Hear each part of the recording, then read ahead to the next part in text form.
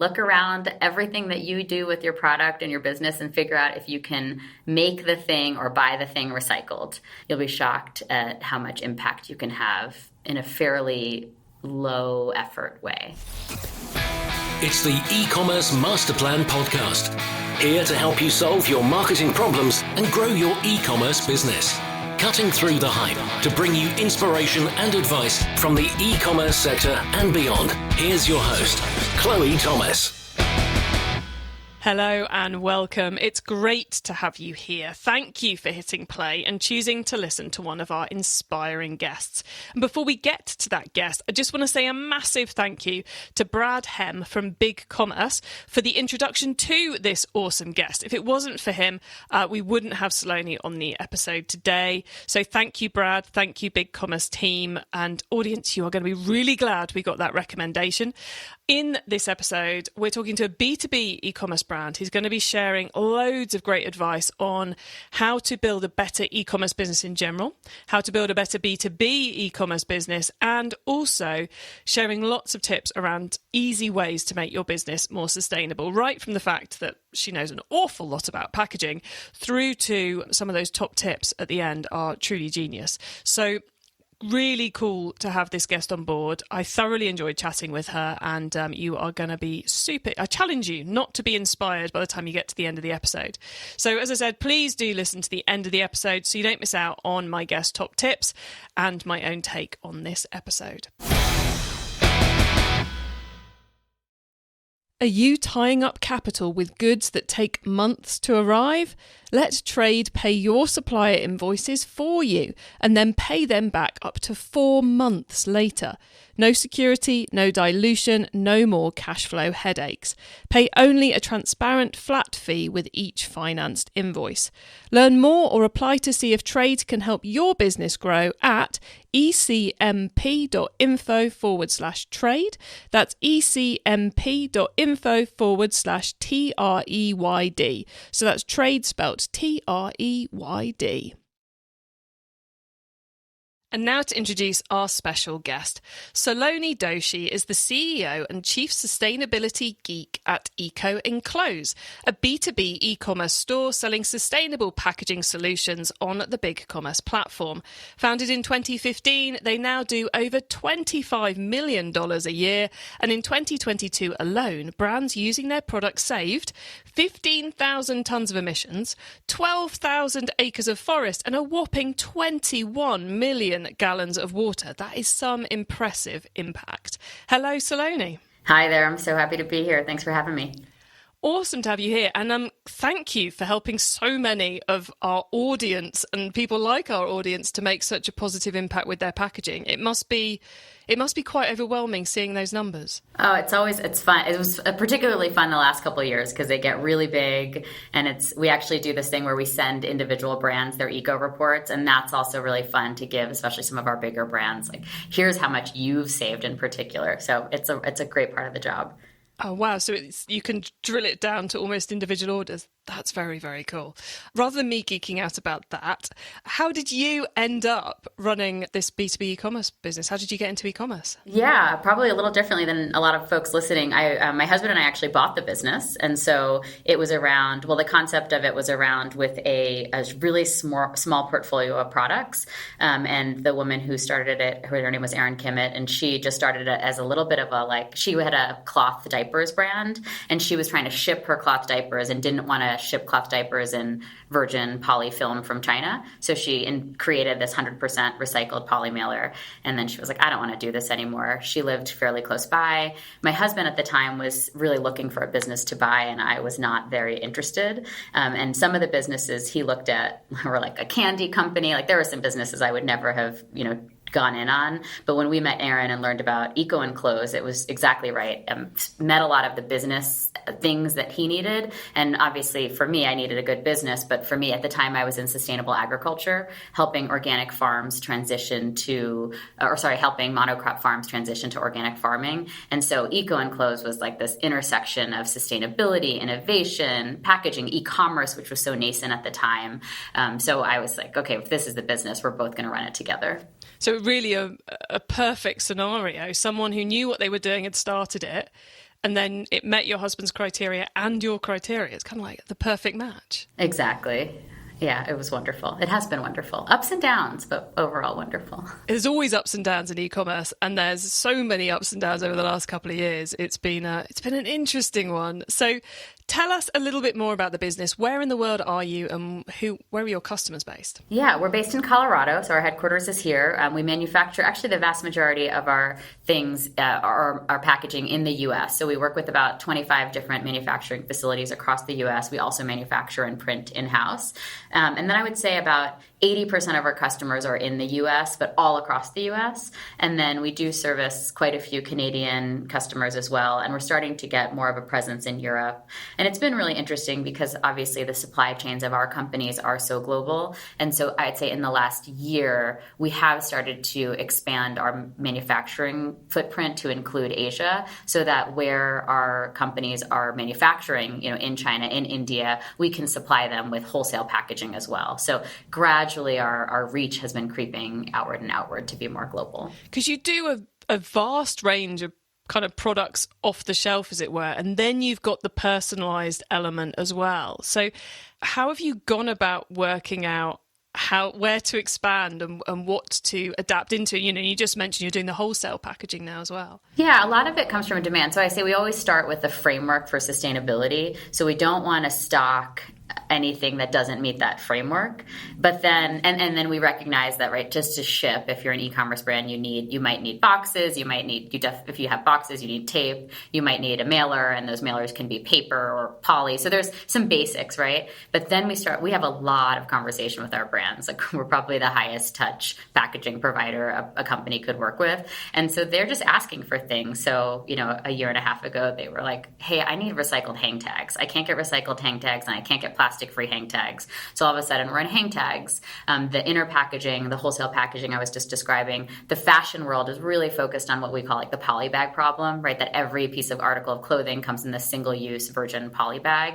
And people have been starting to engage us in that. And it said, okay, well, we got to help figure out this problem. And so it created this line of wholesale packaging. So most of our expansion just comes from listening to our customers and seeing, okay, where's the biggest market gap as well as the biggest sustainability gap that we need to help solve. Got you. And obviously, as the audience know, I love the fact you're doing it based on customer feedback. That is always brilliant. But you mentioned what I guess is one of the most complicated things about your business. You can't just go and buy some virgin poly something to fill the gap. You've quite often got to invent it from scratch or go out and source it and find it. And you mentioned something I really wanted to talk to you about, which is your framework for sustainability, which, having had a quick look at it on your website, seems to be kind of an aid to the decision-making process. Tell us a bit about it, how you came up with it, and how it helps the business make decisions. Yeah, I don't want to get too geeky, so stop me if I'm going too far. But yeah, when we took over the business, it was tiny. There were just a couple people working here, and it had one or two product lines. And it was like, okay, everybody's selling, EcoEnclose is selling a couple really interesting sustainable products. As we started to expand, what we realized is that our brands, and frankly, our manufacturing partners and other packaging providers, were sort of interested in, and I don't mean this in a mean way, but they were just interested in sticking a green label on a lot of things. And so, we've come to this world where just a cardboard or a shipping box is considered quote unquote sustainable because it's curbside recyclable.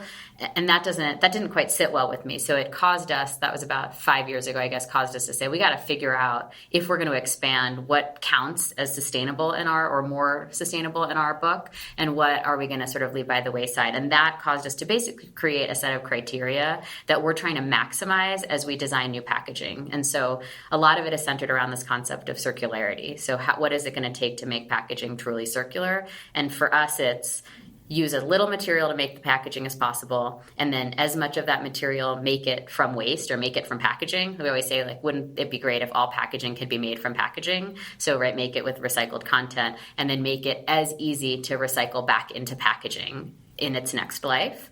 And then we've also expanded into reusable packaging as well. So in the situations where reusable is interesting and makes sense in e-commerce, let's try to also have reusable options that minimize the waste that's created. So those are all, and then we have a lot of like more smaller, really geeky parts to our framework, which are like have it be manufactured as close to possible where it's used, have the waste come domestically so that we can build our own, domestic recycling supply chain, ethical supply chain, making sure that we're, paying everybody across the supply chain well. So there's a lot of different elements. And every time we expand into a new product set, we say, okay, is it going to meet these?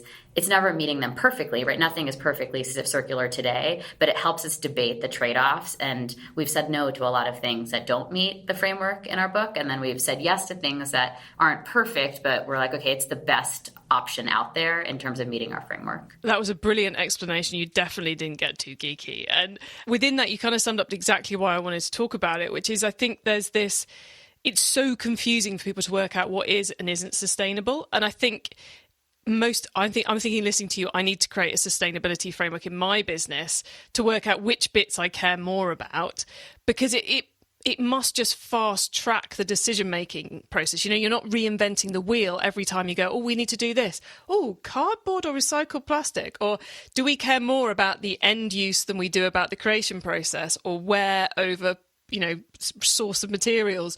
It must speed up product development hugely for you. Yeah, it helps us say no to a lot of things. And it helps us say, okay, this thing is not perfect, but we know it needs to get better, and here's exactly how, right? So if we have right now our bubble mailers, for example, are only 50% recycled. They're domestically made. We're excited about the progress we've made, but we know that the end vision is that they should be 100% recycled. So it helps in a lot of ways. It also helps to say where are the gaps. And then your one thing I'll mention, a lot of brands are even more focused. Like when we work with brands who have their sustainability frameworks, they're almost even more specific than ours, because we know that we have to service 20,000 brands this year. And so we haven't made a call that we're definitely not going to sell plastic, or we're definitely only going to do paper, or only going to do plastic. What we know to be true about the plastic versus paper debate is that recycled plastic has a much lower carbon footprint, but recycled paper is more circular and it's curbside recyclable and not going to create marine plastic pollution. I don't consider it my judgment call to say, hey, brands, you should choose one or the other. What we say is we want to stock all of these things. We want to make sure we can get people boxes, paper mailers, plastic mailers, but let's make them as high in accordance to our framework as possible. So every time, when you go to our site, you should be like, okay, if you see a product, you know that product was designed as close to circular as possible, if that makes sense. That makes total sense, because I think it's one of the roles, those of us who are helping other businesses become more sustainable, part of the role is not about making people feel bad about their decisions, but helping them along the journey towards it. So if a brand comes to you and they can only cope with plastic at the moment, at least that's better than what they were doing before. And then you can help them you're there for them when they're ready to make the move to the next best option. And it was something I wanted to ask you about, is there seems to be plenty of content on your website about learning. I think learn as a category is as prominent as buy on your site. So do you have to spend a lot of time helping and educating your customer, not just about what packaging they need, but about the sustainability side of it as well? We do. I'll say one thing just from I guess in some ways this is now becoming a marketing lens. It didn't start that way. But I think what a lot of people say to us is they come to our site, they sort of peruse a little bit there, say, oh my God, there's so much information here. I know I can learn. And then instead of actually taking the time to learn, they feel like we have done the job of building trust, that we are experts. And then they say, okay, well, they seem to know what they're talking about. So now I don't actually have to read all of these resources myself or get educated myself. I just know I can call EcoEnclose and they'll tell me the answer and I trust them. So in some ways, a lot of effort has been put into those resources, but I don't think they get a lot of reading so much as that they create, in 99% of people, they just create an aura of trust. So it's just an interesting thing I've learned. That said, what we do know to be true is that the customers that do call us, they really get excited about engaging in nuanced sort of level of conversation that they wouldn't have with anybody else. And then certainly the people that take the time to read all of those resources, they're usually customers for life. I mean, they are in it. We get it. We understand it. But I love that. the aura of trust that the content is like, well, these guys clearly know what they're talking about because they've written a load about it. And what's interesting is most of the content that is written, the research has been done for our own purposes, right? So when I have to make a decision about, am I willing to go with a virgin paper mailer? And the answer is no. I had to do weeks of research to figure this out. And instead of just doing the research and it's done, I turn the research into a white paper so that other people can see why I made the decision. So there's a lot of, sort of selfish motivation behind what's written, and then we just share it with the world, and a small percentage of people actually read it. I love it's something I keep finding in the sustainability space is if you get stuck on something, someone else has probably already done the research, and you're kind of like that solution in the packaging space. You are a B2B business, selling to other businesses. And whenever we get a B2B e-commerce business on the site, I'm always really interested to understand the interplay between the offline sale, in inverted commas, the person who's phoning up or who you're proactively talking to via a non-website channel, and the amount of sales that come through on the website. Do you find it's easy to balance those two things? Do you find customer behaviors changing? How is it working for you? That is the question. It is so interesting that you're asking, because it's really during COVID and after COVID, we've made some concerted, not changes at all, but we've sort of made some concerted, or we've now recognized that this is changing. So 5 years ago, I would say that the vast majority of our sales, and actually the vast majority of revenue and the vast majority of orders, came from people whose interaction with us felt very B2C, right? Even though they were businesses at the other end, they treated us as if we were Amazon or Staples. They go in, they order their packaging, and then they are in our system. And a small percentage of people were big brands. And now over 50% of our revenue comes from the larger brands who have a very high touch relationship with us, though it's still only about 20% of our, maybe 10% of our orders. And so certainly our business is shifting. And so now our teams are actually shifting. So it used to be 5 years ago that our customer service team was very transactional. And now we're actually, and we had a sales team, and now we have a sales team. It's much bigger than it used to be. They have deep relationships with brands that are, Fortune 1000 brands, up and coming, big D2C company, or like Ritual is a big customer of ours. We talk about them a lot. They talk about us a lot. Companies like that need a lot of hand holding, a lot of customization. But our customer service team is actually now getting trained in how do you account manage, because we realize even in that space, we want more and more high-touch relationships with brands, even if they're only spending a couple $1,000s with us. We really have a lot of opportunity to grow with them and deepen our relationship with them if we know them the same way we know it on the sales side. So we've made a concerted effort this year to shift our entire business to, we are all account managing, and we are all going to treat our customers as businesses who need some handholding and would really desire some high-touch connection. Nice. So the growth in the bigger companies caring and having to build out that pure account management side of the business has led to an improvement in the service for the smaller businesses. That's kind of cool. It's like a big circle. Have you found that's changing the way you put the products forwards on the website? Is the website becoming more of a research tool than a checkout tool, or are they the same thing? It's a good question. We're in the midst of a website redesign at the moment, and it's the question we always ask, which is like, are we designing for conversion, or are we designing for education and engagement that leads to an inbound? More and more we're going to, we want people to call us. Like, that's the number one thing. That said, because I've been so focused on traffic and conversion, right? Like, that's the metric I look at every single morning. It's giving me a little anxiety, and I'm trying to figure out, like, can I get comfortable with the long-term success of, hey, all I want is leads. Like, I want people to call me, and I know once they call me, we've got a relationship. So I'm struggling personally with that, but I do think that over time you're going to see more and more of the website be about how do you build trust and how do you build a connection. Fascinating. My brain is going, oh, I'd love to get involved in that discussion. Yeah, please. Let's talk about it. If you have any ideas. And we actually, this is probably relevant here. We last year had our sales team go through gap selling training. And this year we decided to put our entire customer service team through it, because we realized, like, they actually need to be just as thoughtful about having consultative conversations with what might feel like a transactional conversation. So we're really taking this, like, let's go deep. Let's be friends with our customers. Let's know their problems and solve their problems, whatever size they are. Could you quickly explain gap to us for those who don't know what it is? Yeah. Gap selling is a technique of selling. There's so many different models and methods of selling, and we were trying to build more cohesion in our sales team of how they engage in the sales process, and we landed on Gap. I don't really know why, but I think there were a couple that aligned well. This one was a good one, and the idea of it is, I always like to say, if you do Gap selling really well, then you should be able to quit your sales job and become one of the best consultants ever in your industry, because a point of Gap sales is not to sell right away, but actually to spend a lot of time understanding, like, what are your customers' problems, what are their gaps, and then slowly try to say, okay, well, where and how do our products fit those gaps? And so it's a very consultative, meet you where you are sort of sales technique. And it fits really well with our mentality of, like, we're trying to be here to educate and support. So it was the right sales technique for us. And it's worked out really well. Our sales team has loved it. And so we've moved it on to our customer experience team as well. Nice. And given how innovative a business you are, and the fact you just told us that when we're talking about product, you said about how that a lot of that innovation is driven by the customers.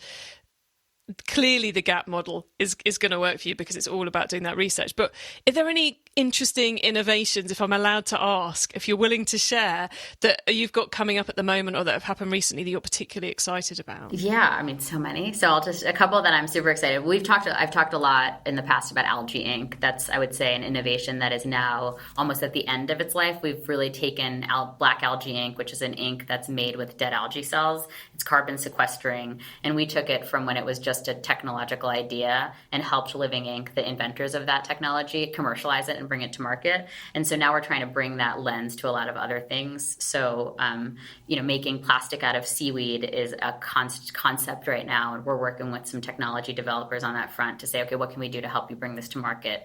Does this make commercial sense?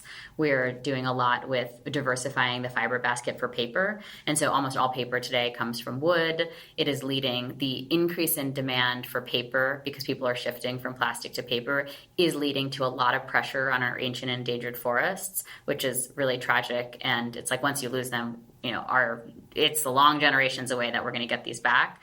And so, like, how do we diversify the paper basket to have it so that we don't have to just rely on trees and bamboo for our paper, but we can rely on agricultural waste? So we're trying to create some ag waste paper lines that help to diversify the fiber basket in this way. We're also doing a lot of work on the reusable side, which is exciting. So working with a company like Armoire, which is a really cool clothing subscription brand in Washington, and they're piloting a really innovative reusable packaging model that, over just a couple uses, like 6 to 10 cycles, the reusable packaging would have a much better carbon footprint than the polymailers they're currently using. And so those are just a couple of the places where we're starting to invest in and starting to see progress. And it's really exciting to think about where the world could be on the packaging front in a couple of years. E-commerce Master Plan is supported by some of the greatest companies in the e-commerce sector. Here's a reminder of who they are. Are you looking for ways to incorporate SMS and MMS into your marketing strategy? Well, you should be. A great way to do it is to add marketing text to your current campaigns. And with wildly successful transaction rates up to 481% higher, birthday offers are a good place to start. Send customers a birthday offer to the channel that's almost always at hand, their mobile device. And if they don't make a purchase, send a follow-up text in 2 days' time so your message doesn't get overlooked. Get more campaign ideas and see how AI-powered marketing automation is changing e-commerce at ecmp.info/Bloomreach. That's ecmp.info/BLOOMREACH. Learn more with Bloomreach. Visit ecmp.info/Bloomreach today. This episode is brought to you by Tidio, the top-rated customer service platform on Shopify. Tidio enables you to manage all your communication channels in one dashboard, making it super easy for your support team to handle all customer inquiries. Tidio AI helps you automate more than 40% of support responses and increases your sales by recommending products and offering discounts to your website visitors. Increase customer satisfaction and sales with personalised shopping experiences. Visit ecmp.info/Tidio, that's TIDIO, and start using Tidio now. Plus, get an exclusive discount for e-commerce masterplan podcast listeners by using the promo code MASTERPLAN. It's time for the top tips round. Well, my mind is still spinning with those innovations. Ag waste paper, I am so intrigued by that. So thank you so much for those. Whilst my head stops spinning, let's do the top tips, because this is one of my favourite sections of the show because it gives me and our listeners some really quick ideas for taking our businesses to the next level. So Saloni, are you ready for these? I am ready for these. Okay, the book top tip. If everyone listening to this podcast agreed to take Friday off and read a book to make their business better, which book would you recommend? Is it okay if I recommend 3? Everyone recommends more than one, so 3 is totally fine. Okay, perfect. So my first one is a book called Regeneration by Paul Hawken, and it is the most inspiring book out there to help you understand that thinking about carbon sequestration and carbon neutrality is a very exciting innovation opportunity that can set businesses apart. And it's just the way he frames it is magical and inspiring. So I'd encourage every single person to read it. My second is Essentialism, which is likely more well-known amongst this group, but I am somebody who thinks I can do everything. And that book in the last 6 months have really changed my lens and helped me understand the power of focus. And then the last is actually one I'm reading right now. It's Anti-Fragile by Talib Nassim. The book is really interesting because it really talks about this idea that you want to build organizations and structures and teams that are anti-fragile, which means that they become stronger when they get shook up. He has a lot of really interesting examples of like systems that are anti-fragile that can not just withstand shocks to the system, but actually get stronger due to shocks to the system. And it really is an inspiring read for anybody trying to run a complex organization. And it also sort of changes how you might think about everything from communities to your family to government. It's just a really cool intellectual book. So those are the 3 that I couldn't choose between them. Nice. And I have to say, I haven't come across Regeneration, but the fact it's a positive book on the ecological crisis, which we need more of, got to balance this scary stuff with the positive stuff. But your face lit up with positivity as you were talking about that one. So I'm going to second that all of us should definitely have a read of that.